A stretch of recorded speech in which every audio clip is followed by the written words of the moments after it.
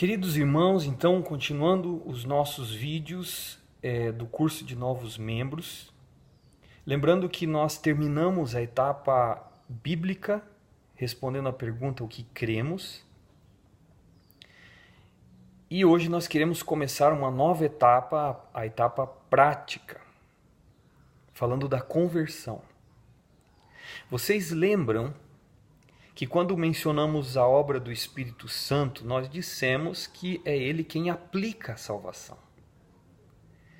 E que no último vídeo nós falamos sobre a regeneração, que nada mais é do que essa vida implantada nas profundezas do nosso ser, nos recessos da nossa alma.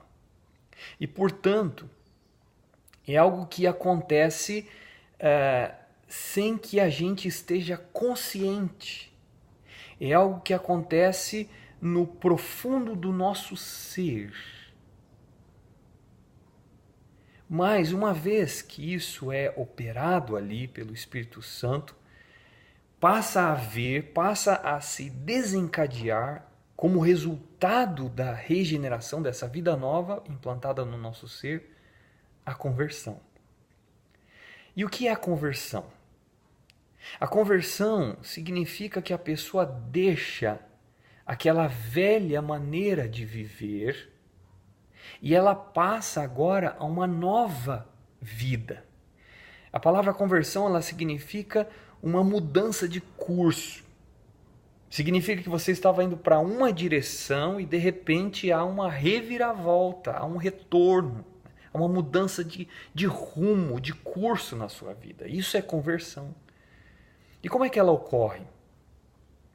Há aqueles para quem o chamado do Evangelho, dessa mensagem que nós pregamos a respeito de Cristo, não é eficaz. Ou seja, elas ouvem, mas não faz diferença. Entra por um ouvido e sai por outro. Mas para aqueles que foram regenerados, para aqueles em que a vida foi implantada na alma, esse chamado do Evangelho se torna eficaz. E nós atendemos, nós ouvimos. Você vê curiosamente quando Jesus está pregando que ele desencoraja algumas pessoas a segui-lo. Ele diz, olha, as raposas têm os seus covis, as aves do céu os seus ninhos, o filho do homem não tem onde reclinar a cabeça. Vocês querem me seguir, então calcule o preço. Jesus quase que desestimula algumas pessoas a segui-lo. Jesus estava fazendo as pessoas perceberem que segui-lo é algo mais profundo. Ou você vê a parábola do semeador, por exemplo, onde ele menciona 4 tipos diferentes de solo.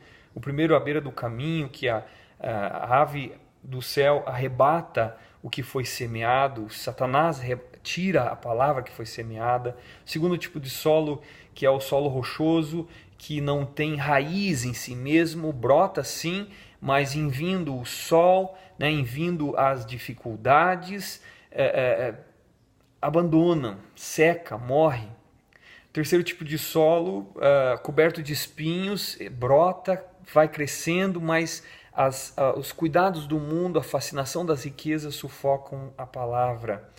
E o último tipo de solo é aquele que verdadeiramente brota, cria raiz e dá frutos. Queridos irmãos, nós precisamos diferenciar conversão verdadeira de conversões temporárias. Nós precisamos entender que a conversão não é apenas uma mudança superficial. Nós precisamos entender que deixar algumas coisas, abandonar o mundo, se privar de certos pecados, de vir para a igreja, não necessariamente é uma conversão verdadeira. A conversão verdadeira vai além disso.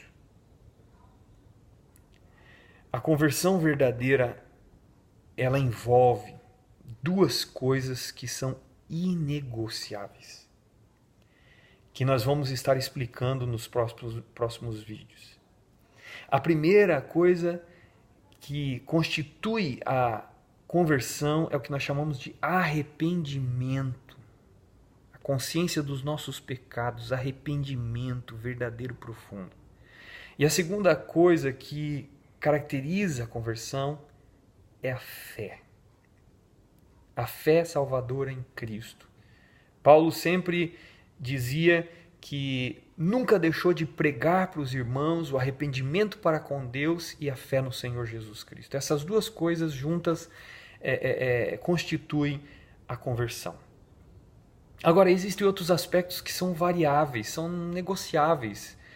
Às vezes se pergunta, será que a conversão precisa ser súbita? Eu preciso lembrar da data, da hora, da palavra, do pregador, do momento exato da minha conversão? Não necessariamente. Há pessoas que lembram sim, do momento. Há outras pessoas, para quem foi um processo mais longo, que não lembram exatamente um ponto. Mas a conversão realmente aconteceu, embora não lembrem de um momento específico. Há outros que perguntam, será que a conversão precisa ser dramática, precisa envolver fortes emoções? Queridos irmãos, o papel das emoções na conversão é necessário, as emoções estão envolvidas, porém é muito bom ter cuidado nessa questão, porque existem pessoas diferentes. Nós somos diferentes uns dos outros e há pessoas que têm um perfil de extravasar as suas emoções, de estar demonstrando as suas emoções, mas claramente existem outras pessoas que não demonstram tanto as suas emoções, mas que nem por isso as suas emoções não são verdadeiras. Elas são verdadeiras e são profundas. Então, independente de ter sido uma experiência dramática, onde a pessoa manifeste uma emoção, externize, demonstre isso, ou se a pessoa guarda mais para ela, mas mesmo assim é uma emoção verdadeira, as duas hipóteses podem acontecer. Outra questão, a idade específica. Não existe uma idade específica para conversão, Algumas pessoas valorizam aquela mudança da adolescência, onde algumas coisas acontecem, algumas mudanças acontecem na pessoa, e diz esse é o momento que tem que acontecer a conversão. Não necessariamente. Um jovem pode experimentar uma conversão, uma pessoa de meia idade, um idoso pode experimentar uma conversão verdadeiramente. Agora, nós precisamos tomar cuidado para não confundir. Essas mudanças que acontecem, por exemplo, na adolescência, podem não ser necessariamente a conversão. Espero ter ajudado nessa questão do que é uma conversão. Arrependimento e fé.